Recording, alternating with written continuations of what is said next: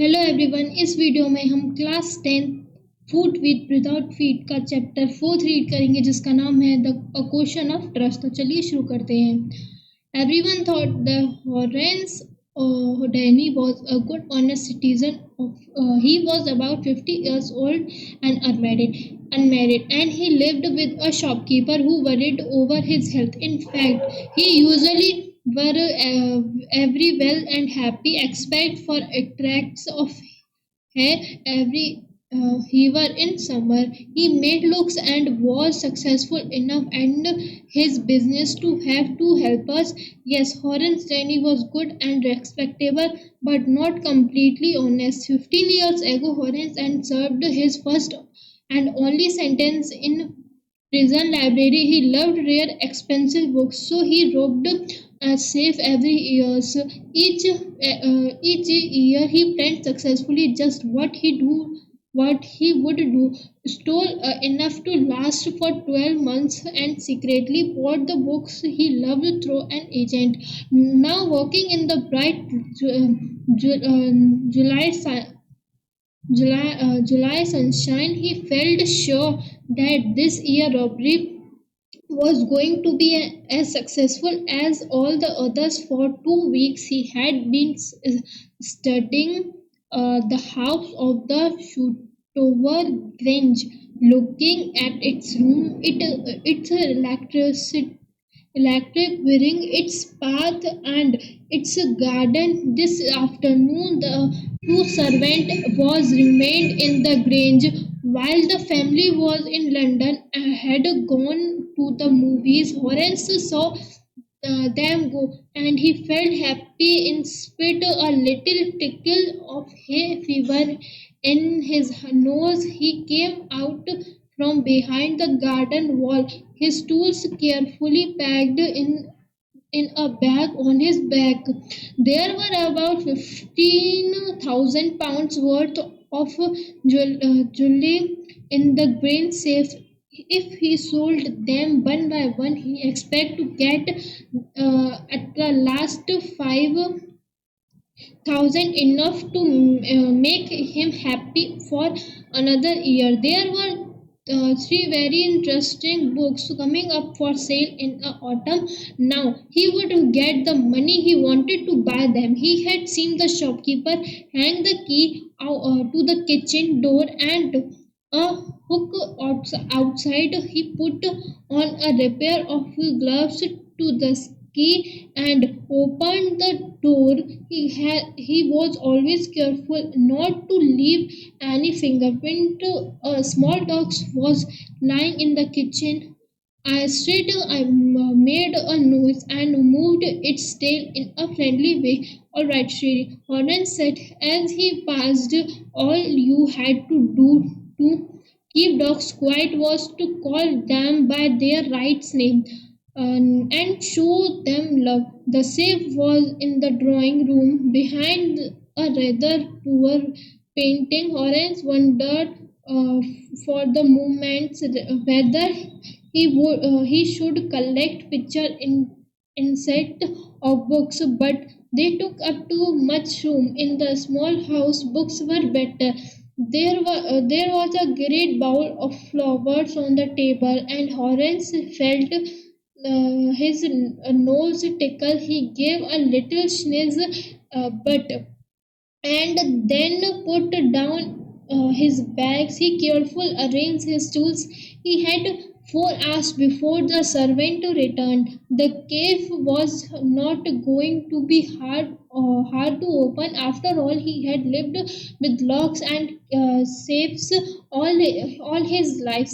The burgle alarms was poorly built. He went into the hall to cut its wire. He came back and sneezed loudly as the smell of the flower came to him again. Now, how foolish people are when they know, own valuable things. Florence thought a magazine article had described this house, giving a plan of all the rooms and a pictures of this room.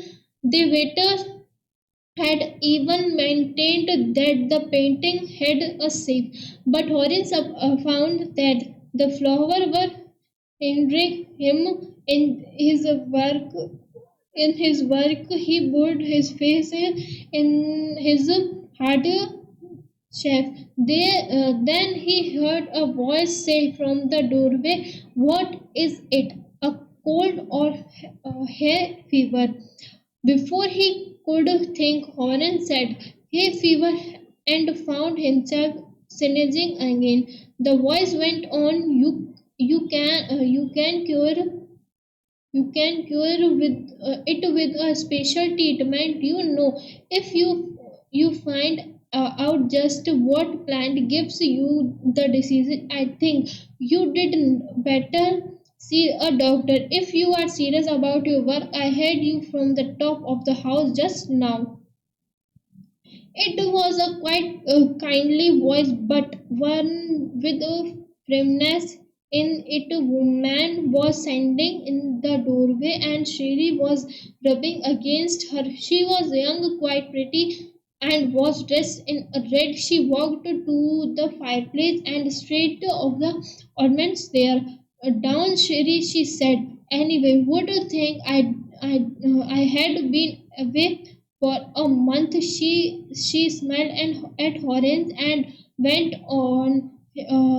However, I came back just in time. Thought I did not expect to meet a burglar. Horace had some hope because she seemed to be amused at meeting him. That he might avoid trouble if he treated her the right way. He replied, "I did not expect to meet one of the family." She nodded. "I see what an inconvenience it is for you to meet me. What are you going to do?" Oren said, "My first thought was to run. Of course, you could do that, but I would telephone the police and tell them all about you. They did get you at once." Oren said, "I would, of course, cut the telephone wires first," and then he hesitated, a smile on his face. "I would make sure that you could do nothing for some time. A few hours would be enough."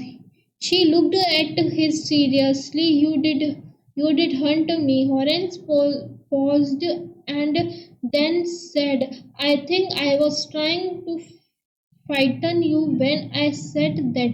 "You didn't frighten me." Orange suggested, "it would be nice if you would forget you ever saw me. Let me go." The voice was suddenly sharp. Why should I? You were going to rob me. If I let you go, you will only rob someone else. Society must be protected from men like you." Horace smiled. "I am not a man who threatens society. I steal only from those who have a lot of money. I steal for a very good reason, and I hate the thought of prison." She laughed and she begged, thinking that he had pressured her. "Look, I have no right to ask you for anything, but I am desperate. Let me go on. I go, and I promise never to do this kind of thing again. I really mean it." She was silent, watching him closely. Then she said, "You are really afraid of going to prison, are not you?" She came over to him, shaking her head. "I have always liked the wrong kind of people." She picked up a silver box from the table and took the secret from his hands, eager to please her hand, saying that she might help me. Took off his gloves and gave her his secret cigarette lighter. "You will let me go." He held the lighter towards her. "Yes, but only if you will do something for me. Anything you say." Before we left for London. I promised my hand to take my jewels to our bank, but I felt them here in a safe. I wanted to wear them to a party tonight, so I came down to get them. But Oren smiled. You have forget the numbers to open the cape, have not you? Yes, replied the young lady. Just leave it to me, and you will have them within an hour. But I will have to break you cape. Don't worry about that. My husband would not be here for a month, and I will have the cape maintained by that time. And within an hour, Horace had opened the cave, given her injuries, and gone happily away. For the 2 days, he kept his promise to the kind young lady. On the morning to the third day, however, he thought of the books he wanted, and he knew he would have to look for another cave, but he never got his chance to begin his plans.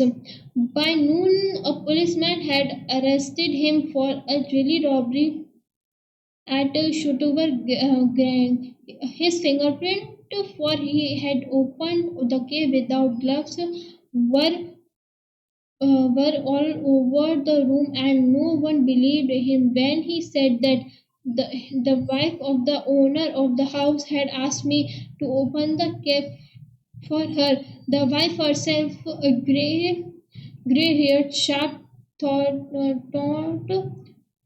woman of 60, had said that the story was nonsense. Orange is no the